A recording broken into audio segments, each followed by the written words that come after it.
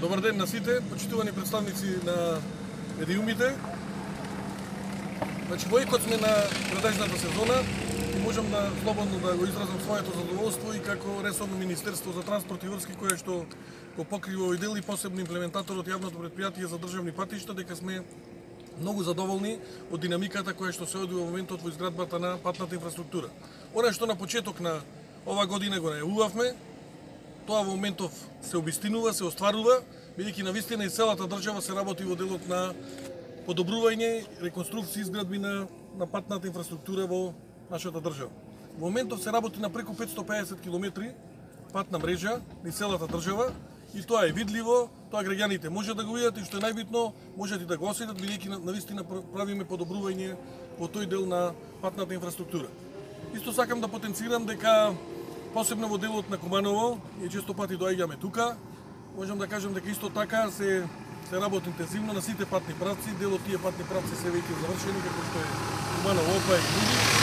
Исто така се работи сериозно на државните и магистралните патишта околу Куманово.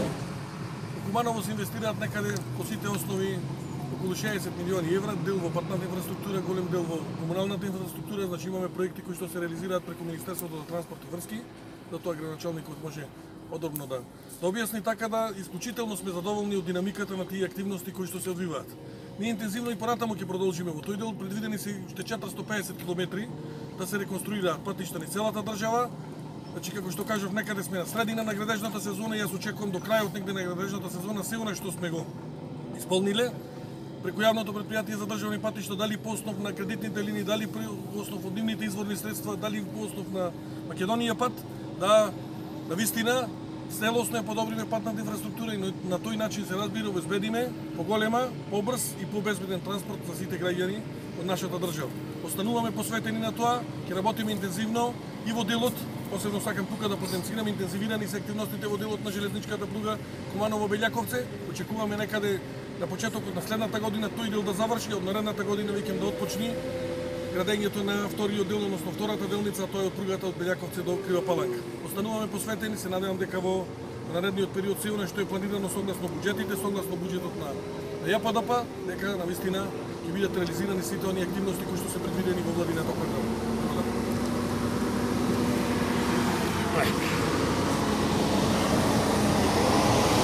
Смета или да почекам? Вие кажете. Мене смета. Добро. Почитувани медиуми, добар ден. Се наоѓаме на делницата од Куманово до Свети Николе, долга 42 км.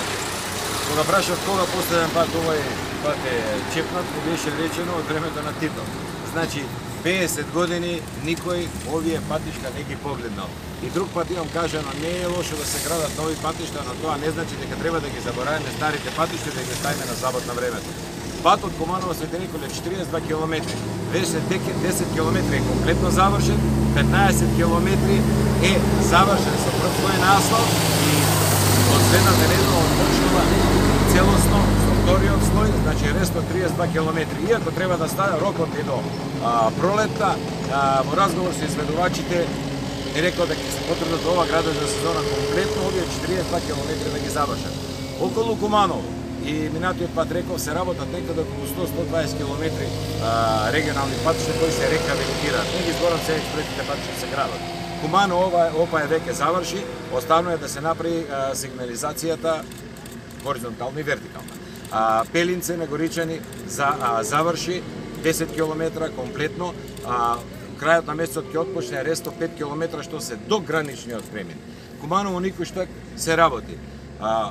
Во крајот на веќе отпочната од Ранковце према Крива Паланка рехабилитацијата, крајот на тендерот завршува, крајот на август ќе почне да се работи Страцин Ранковце, а некаде крајот на септември, почетокот на октомври Куманово Страцин, кој што е исто така, тој оди преку ИПА и тој ќе е најоштетен, тој ќе започне некаде октомври, доколку дозволат временските услови ќе се заврши оваа година, доколку не пролетниот дел. Со тоа комплетно и делот од Куманово до Крива Паланка, Куманово до Свети Николе комплетно ќе биде завршен и како што ги напомнав, Опај, Никуштак, Матејче, Липково и така натаму, сите тие ќе бидат завршени ова градожна сезона.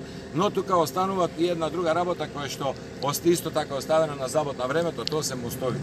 Многу мостови не били чепнати со децении.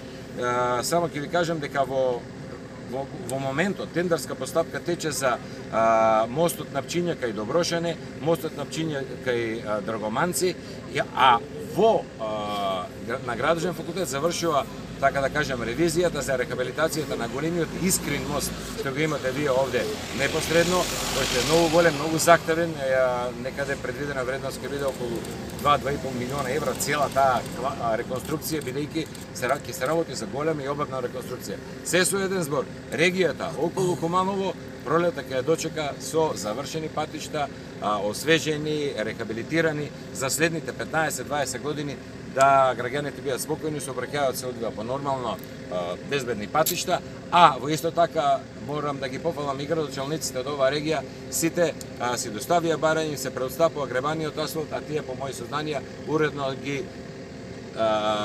така да кажам тампонираат те колски патчиња, те селски улички некои и се користи за доброто на луѓето и на корисниците. Добар ден и од мене. Тука сме на трасата Куманово-Свети Николе.